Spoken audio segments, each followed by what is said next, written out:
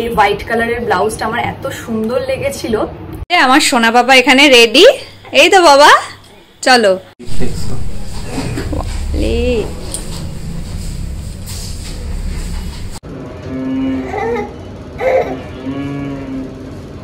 থেকে নিশ্চিন্তের ব্যাপার যেটা, সেটা ডক্টর বললো যে ওর সবকিছু ঠিকঠাক আছে। এই যে দেখো সবকটা ভ্যাকসিনেশন চার্ট দেওয়া আছে। সেই আমরা দুটি ভাই।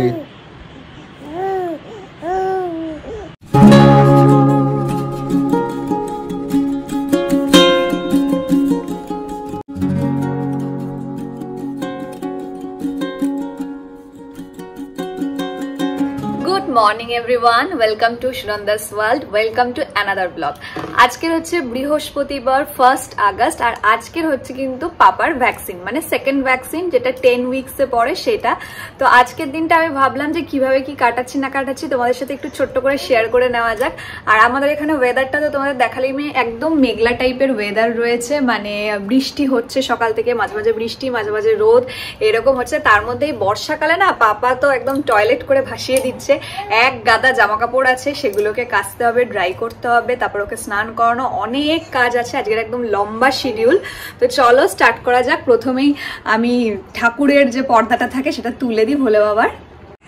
তো ভোলে বাবা তো আমার ঘরেই থাকে, তোমরা জানো, রাত্রেবেলা পর্দা দিয়ে রাখি। তো ঠাকুরকে প্রণাম করেই আজকের দিনটা শুরু করলাম। আর এখানে আমার সোনা বাবাকে দেখো, ঘুম থেকে উঠে গেছে, উঠে গিয়ে এখন পাপার সাথে খেলছে।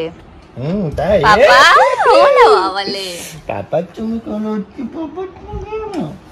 গুড মর্নিং বাবা, গুড মর্নিং।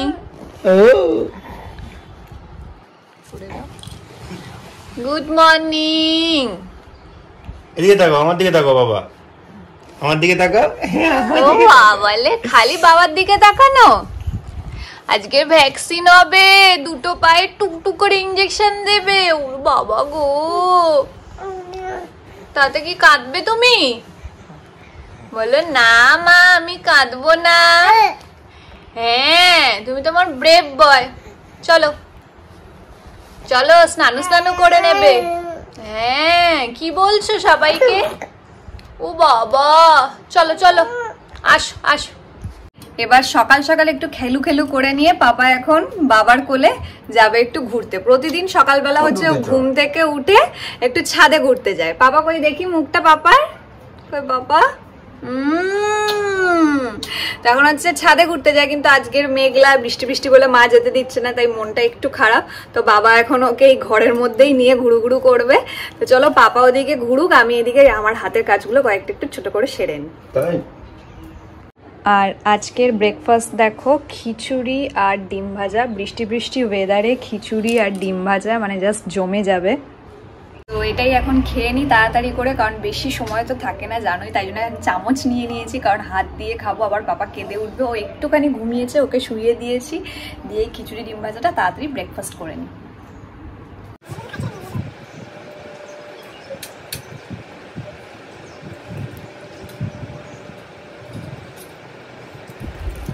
আর জানো তো, পাপার জন্য একটা কাঁথা বানিয়েছিলাম, সেটা তোমাদের সাথে কালকেরই মিনি ব্লগে শেয়ার করেছি। দেখো এই হলো সেই কাঁথাটা।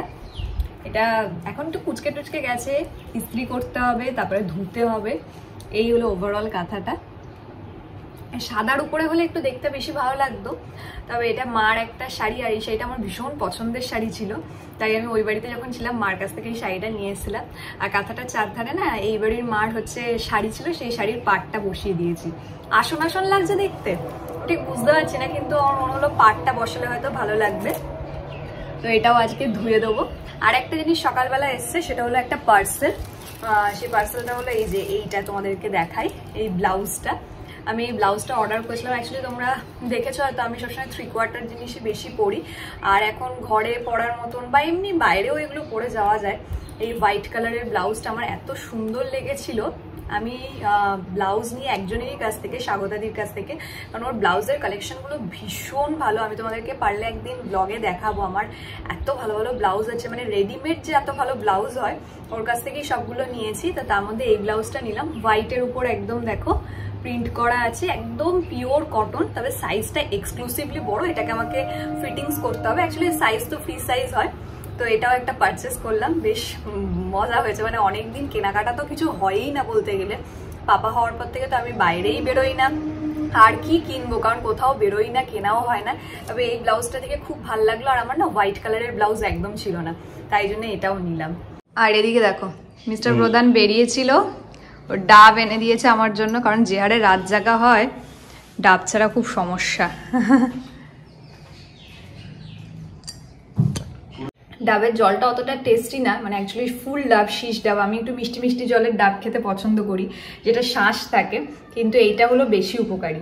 তো এটাই নিয়ে এসছে, 70 টাকা নিয়েছে, তবে 1 গ্লাসের উপর জল ছিল, তাহলে ওয়ার্থ ইট আর কি। তো এখন ঘড়িতে বাজে প্রায় 7টায়, ঘড়িটা 5 মিনিট ফাস্ট আছে, মানে 6:50 বাজে। আর ডাক্তারের কাছে টাইম আছে 7টায়, আমরা একটু লেট, কিন্তু লেট হলো লেট নয় অ্যাকচুয়ালি, বিকজ ডাক্তারবাবু হচ্ছে আমাদের 7টাতেই টাইম দিয়েছে, আর একদম বাড়ির কাছে, মানে এখান থেকে গাড়ি বার করলে হয়তো 5-7 মিনিট মতন লাগবে যদি গেটটা না খাই, রেল গেটটা না পড়ে। তো আমি রেডি হয়ে নিয়েছি। তো ওকে সকালের পর তোমাদেরকে দেখাতে পারিনি, একটাই কারণ হচ্ছে আজকে বৃষ্টি হচ্ছে, তো বৃষ্টির দিনে বাবু হচ্ছে একটু ঘুম ছিল, তো দুধ খেয়েছে, ঘুমিয়ে পড়েছে, সারাদিনটাই মোটামুটি ঘুমিয়েছে। ও একটু রেস্ট নিয়েছে, যার জন্য আমিও রেস্ট নিতে পেরেছি। আর তাড়াতাড়ি উঠে আমি রেডি হয়ে নিয়েছি, ওকে আর একটু খাইয়ে দিয়ে সন্ধে টন্ধে দিয়ে নিয়ে। আর আমি এখানে একটা জাস্ট নর্মাল হ্যান্ডলুম শাড়ি পরেছি, আর পাপাকে কি ড্রেস পরিয়েছি চলো দেখাই। আমার সোনা বাবা এখানে রেডি, এই তো বাবা চলো। ওই এখানে রেড জামাটা পরেছে, তো ওকে নিয়ে এবার, তো এই যে পাপাকে নিয়ে আমি রেডি। আর আগের বারে ও ঘুমোতে ঘুমোতে গেছিল, এবারে জেগে আছে, দেখি মানে কতটা ঠিক থাকে। এখন ভ্যাকসিন যদিও পেনলেস, তাও একটু চিন্তা তো হয় কি হবে এখন বেচারাটার বর্ষাকালে। ভ্যাকসিন নিয়ে কাঁদবে না তো পাপা? না করে দাও, বললাম আমি একটা ব্রেভ বয়, ভেরি স্ট্রং। এক্ষুনি জানো তো আমার হাত থেকে ওর একটু লেগে গেছিল, কি জোর কেঁদে উঠেছে, আমি তো পাগল হয়ে গেছি। কিন্তু আমার বাবা এত শক্ত, কিচ্ছু হয়নি আমার বাবা, তাই তো বাবা? চলো চলো চলো বাবা, চলো চলো।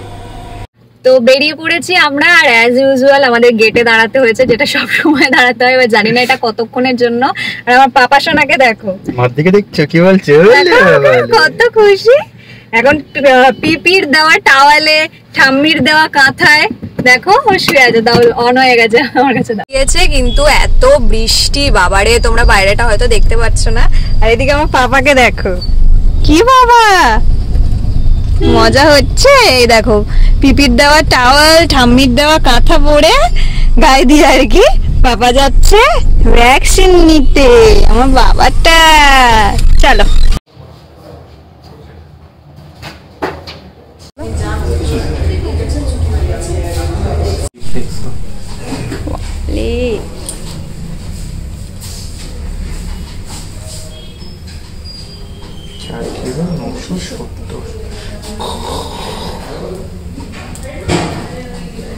বাড়ির ওয়েট মেশিনে একবার ওকে নিয়ে একবার ওকে ছাড়া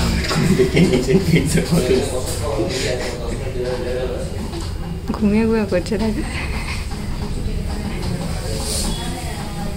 তারপরে আমরা প্যারাস্টার বানিয়ে দেবো, তার সাথে ব্রেস্ট ফিডিং চলবে 2 বছর অবধি।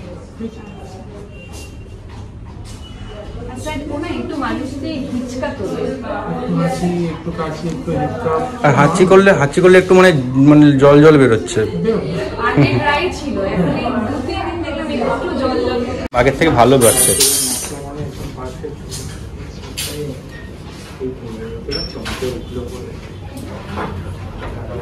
চেষ্টা করবো তোমাকে ব্যথা কম করে।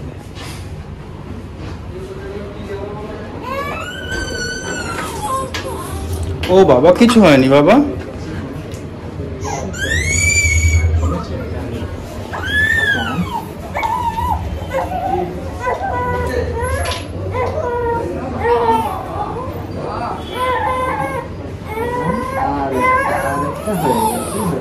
এই তো এবার ফেভারিট জিনিস খাওয়াবে বাবা, এসে মিষ্টি মিষ্টি জিনিস।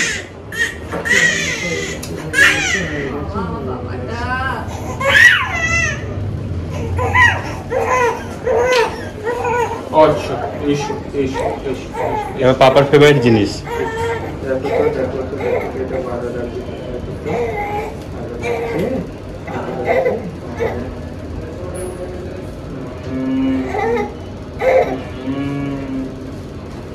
সেটা আমাদের একসাথে চলে আসে।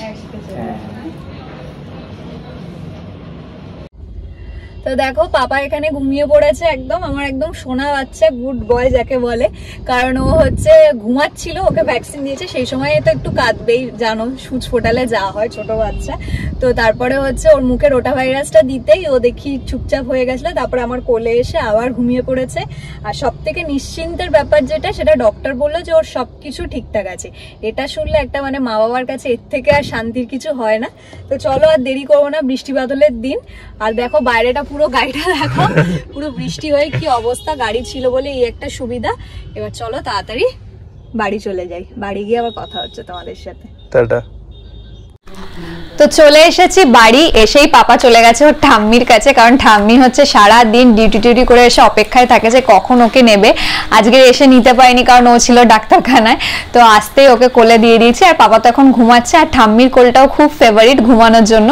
তো ভাবলাম ব্লগটা এন্ড করার আগে তোমাদের সাথে একটা জিনিস শেয়ার করি, সেটা হলো পাপার ভ্যাকসিনেশন হেলথ কার্ড, যেটা আমি ওখানে তোমাদেরকে ভালোভাবে হয়তো দেখাতে পাইনি। মানে ডক্টর ওকে দেখার পর যখন আমাদেরকে তো অপশন দিয়েই ছিল যে আমরা গভর্নমেন্টে নেবো না প্রাইভেটে নেবো, তো প্রথমে ঠিক ছিল গভর্নমেন্টে নেব, তারপরে বাড়িতে এসে তো আলোচনা করে ঠাম্মি ওর বাবা সবাই বললো গভর্নমেন্টে নিলে অনেক সময় পা ফুলে যায়, প্রবলেম হতে পারে, বাচ্চার জ্বর আসতে পারে। তখন আমরা পেনলেসে যাওয়ার জন্য ডিসাইড করলাম, আর তখন ডক্টরের কাছ থেকে এই ভ্যাকসিনের কার্ডটা মানে নিলাম। মানে ডক্টরকেই বললাম যে আপনার কাছ থেকে ভ্যাকসিনগুলো সব নেব, বলতে ডক্টর এই ফাইলটা দিয়েছে। ফাইলটা এত ভালো, আমি তোমাদেরকে ভালো করে ভাবলাম একবার ফাইলটা দেখিয়ে দিই। এটা দেখো vaccination and health record card বলে, এটা আমি তোমাদেরকে ব্যাক ক্যামেরায় দেখালে তোমরা অ্যাকচুয়ালি ভালো মতন বুঝতে পারবে, কারণ ফ্রন্ট ক্যামেরা এটা মিররে হচ্ছে উল্টো দেখতে পাচ্ছ। এখানে ডিটেলসটা দেওয়া আছে, সেটা আমি তোমাদেরকে দেখিয়ে দিচ্ছি। তো তোমাদের সাথে যেটা শেয়ার করব বললাম সেটা হলো ভ্যাকসিনেশন হেলথ কার্ড, যেটা ওকে ডক্টরই দিয়েছে। দেখো এখানে লেখা আছে রুদ্রাংশ প্রধান, আর ওর ডেট অফ বার্থ 20 মে 2024। এবার দেখি এটার ভিতরে কি আছে, তোমাদেরকে দেখাই। ফার্স্টেই ছিল এটা ওর প্রেসক্রিপশন, যেটা আজকে দেখালাম। প্রেসক্রিপশনে সেরকম কিছু দেয়নি, কারণ সব কিছু ওকে আছে বলে সেম ওষুধ কন্টিনিউ করতে বলেছে। আর ভ্যাকসিনেশনের ক্ষেত্রে দেখো, ও শিট,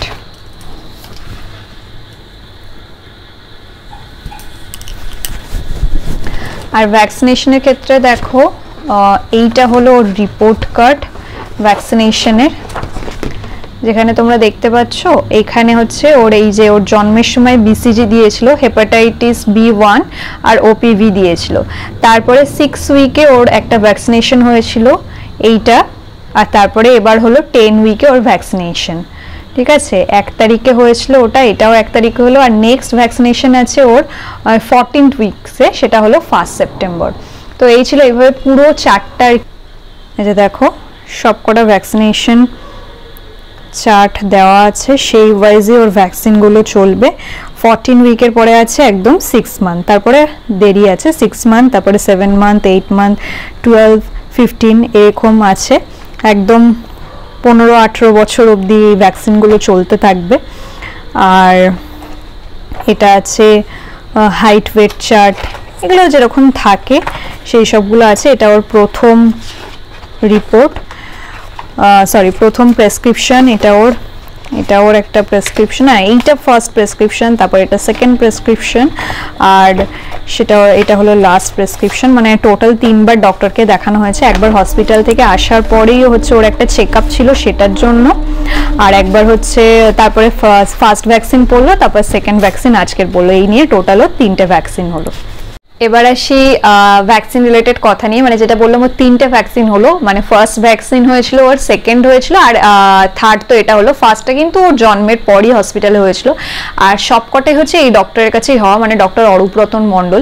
ইন জেনারেল আমি কোনোদিন কোনো ডক্টর অ্যাডভাইস করি না কাউকেই, কারণ এটা কি বলতো, ডক্টরটা না যে যার নিজের পছন্দ, কারণ যে ডক্টরের কাছে কমফোর্টেবল হয়।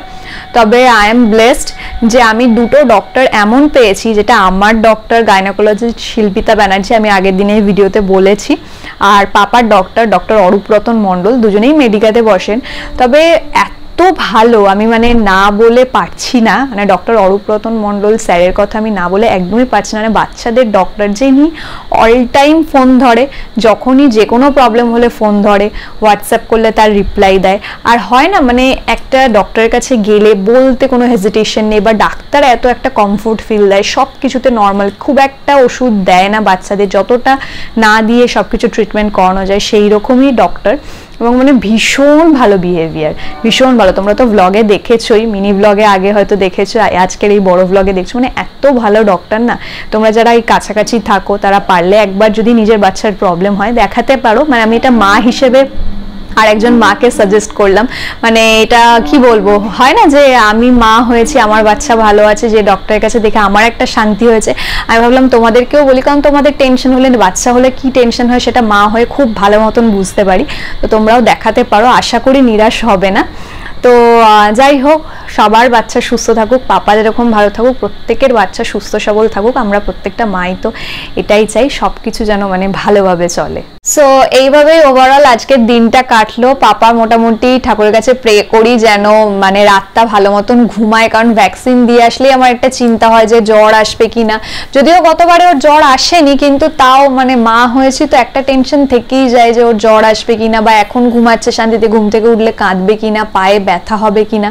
গতবারে হয়েছিল কি, মানে ওকে ভ্যাকসিন দিয়েছিলাম, ও বেশ ওরকমই ঘুমাচ্ছিল, ঘুম থেকে তারপরে উঠে টুঠে দেখি একদম চুপ করে আছে, শান্ত। আমার নিজের ভয় লাগছে যে ওরকম চুপচাপ আছে কেন, অন্য সময় পাটা ছড়ে কিছু ছুটছে না। আর ভ্যাকসিন দেওয়ার পর না ওই দু সাইডে হচ্ছে দুটো ব্যান্ডেড মতো লাগিয়ে দিয়েছিল। তো ডক্টর বলেছিল পরে 2-3 ঘন্টা পরে একটু জল দিয়ে আস্তে আস্তে ওই ব্যান্ডেড গুলো তুলে দেবে। তো এবার আমরা যখন ওটা তুলতে যাচ্ছি, ওর তো লোম আছে, ব্যান্ডেডটা তুলতে ও মানে কেঁদে উঠেছে। এবার কেঁদে উঠতেই আমাদের মানে মনে হচ্ছে যে বাবা ওখানে হয়তো খুব পেন। এবার তারপরে একটু পা ফা নাড়াচ্ছে, দেখছি পা যেরকম প্রতিদিন ছড়ে সেই তুলনায় একটু কম ছুটছিল, আর একটু হালকা ঘ্যান ঘ্যান করছিল। তো তখন আমার ভয় লাগছিল, বারবার থার্মোমিটার দিয়ে টেম্পারেচার চেক করছিলাম, বাট ওর কিন্তু জ্বর আসেনি, সেই জন্য ক্যালপলও খাওয়াতে হয়নি। ক্যালপল আমাদের মানে কেনাই ছিল, রাখা ছিল, কিন্তু ক্যালপল ওকে আর খাওয়াতে হয়নি যেহেতু জ্বর আসেনি। আর তার একটু পর থেকেও আবার পা ছুড়িয়ে খেলা হাসা যেরকম ও থাকে সেরকমই ছিল। তো ভগবানের কাছে প্রে করি যেন এইবারটাও সেরকম থাকে, মানে যতই হোক একটা তো হালকা ফুলকা টেনশন থাকেই। তো দেখা যাক কি হয়। তো তোমাদের ওভারঅল ভিডিওটা কেমন লাগলো অবশ্যই আমায় কমেন্ট করে জানিও। যদি ভালো লেগে থাকে একটা লাইক, শেয়ার আর সাবস্ক্রাইব করো, আর প্রতিটা ভিডিওর আপডেট পেতে পাশে থাকা বেল আইকনে ক্লিক করো। Thanks for watching. সবাই খুব ভালো থেকো, সুস্থ থেকো। আর হ্যাঁ, তোমাদের যদি কোনো কোয়ারিজ থাকে কোনো কিছু রিলেটেড, সেটা অবশ্যই আমায় কমেন্ট করে জানিও, আমি চেষ্টা করবো সেগুলো সলভ করে দেওয়ার। Thanks for watching. সবাই খুব ভালো থেকো আর সুস্থ থেকো। টাটা।